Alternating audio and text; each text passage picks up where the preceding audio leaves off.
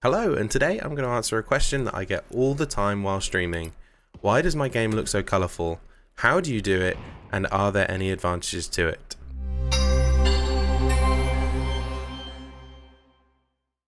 It's important to remember that using post effects will have an impact on the performance of your game. By turning on post effects and upping the settings in Escape from Tarkov, you will lower the amount of frames per second that you get while running the game. The method that I'm going to be showing you today reduces the tax on your computer and allows you to have a great looking game because it does it via your graphics card and not in the game itself. So first things first, you're going to want to jump into an offline raid as it's going to give you the most amount of time to be able to adjust your settings and make sure that they look as good as they possibly can. Once you're in your offline raid, press escape, go to your settings, post effects, and press visualize. Now this allows you to change your options without actually having to do it in the menu, so you can actually see what they're doing.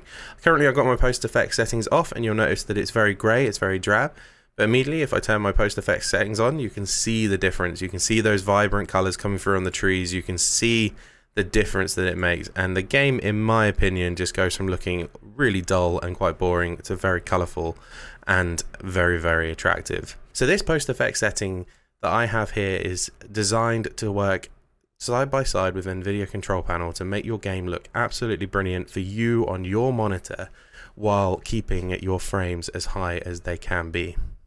We'll go into the settings on NVIDIA Control Panel in a moment, but first of all, let's go through these and just discuss them. So brightness, if you were to increase your brightness, you're going to increase the amount of bloom that your game gets.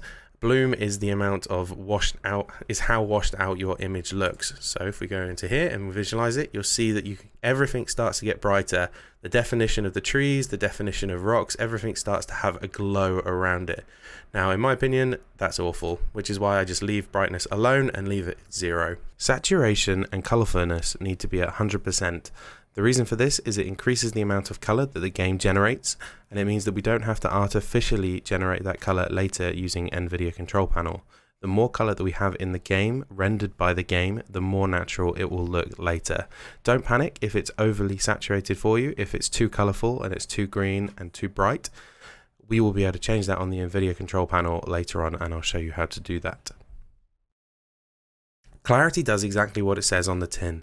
If you were to turn it on, you would be able to see further in fog, you would be able to see clearer during sunset and sunrise, but you would also tank your FPS. You would add a massive strain onto your computer, and so I choose to leave it at 0, as I don't actually notice that much of a difference when I have it turned on. This is entirely up to you if you want to turn it on or off, but my advice would be to leave it at 0. When it comes to Luma Sharpen and Adaptive Sharpen, they're both very similar, but do different things. Luma Sharpen increases the sharpness of the outline of an object, whereas Adaptive Sharpen increases the texture sharpness when you're looking at an object. You'll notice with the Luma Sharpen, as I change it from 100% to 0, the trees and the rocks on screen go in and out of focus. The Adaptive Sharpen does something slightly different. The internal texture of the item sharpens. Personally, I leave Adaptive Sharpen at 0 and Luma Sharpen at 100%. If we talk about color grading, we've gone with Montreal. We've used Montreal because it allows us to add brightness to the game without adding any additional bloom. This is completely different to what the brightness tab does. So if we add brightness, it adds the bloom.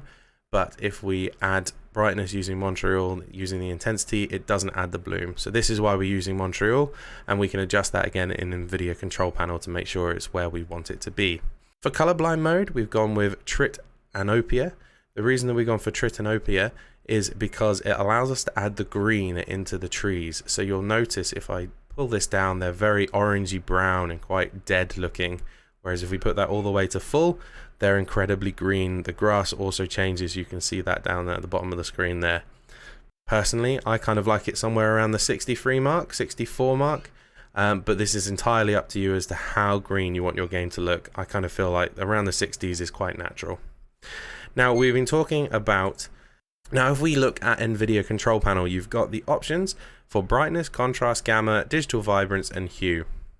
We're going to start off with digital vibrance and hue because I feel like this is the one that most people are going to want to change. So what digital vibrance does is it allows you to change the amount of color that is shown on your monitor.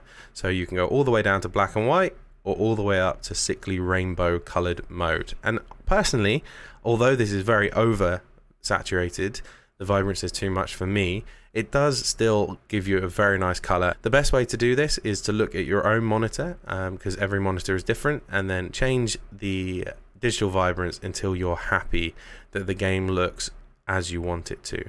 So personally, I've gone for 55%. Hue, you just leave alone. You don't want to change the hue. The only reason you want to change the hue is potentially if you're colorblind, and it might help you. But then again, if you're colorblind, I'm sure that there's a better post-effects settings guide out there for you. Now, if we go to brightness, this does exactly what it says on the tin. It makes the image brighter or darker. Now, you can see on the gun there, around the scope, you can see the shadows coming in and out, and you can see that you can start to see some of that detail the more that you bring it up and down. It's important to remember that changing the brightness is not actually the optimum way of seeing better at night and on nighttime raids. You need to do this by changing your gamma. When you adjust the gamma, you would change the apparent grayness of black shadows and midtones, and to a lesser extent even highlight darker areas on screen. This is completely different to the way that brightness works, as brightness just simply makes your whole image brighter or darker. Now, this might seem a bit strange and will definitely take some getting used to, but go on other days where you have to change your post-effects settings depending on which map you're on, whether you're indoors, outdoors, on a nighttime raid, or just running around during the day. I know that these settings have greatly improved my gameplay and my ability to see people while running around on any of the maps. If you'd like to ask questions or would like to find out more, please drop a follow and a like, and come and stop by my Twitch stream using the link below. Thank you and goodbye.